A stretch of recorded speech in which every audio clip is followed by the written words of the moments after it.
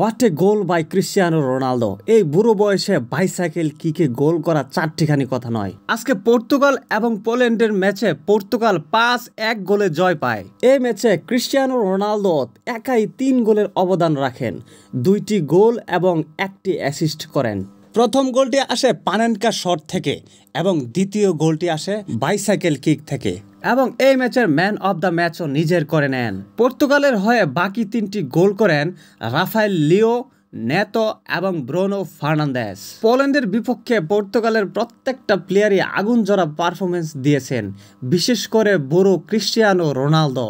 এই 39 বছর বয়সের বুড়োকে যেন থামানোই যাচ্ছে না।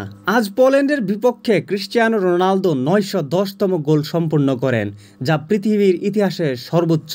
তার বর্তমান টার্গেট 1000 গোল সম্পূর্ণ করা। আশা করি এটা সম্পূর্ণ করতে আর বেশি দিন লাগবে না।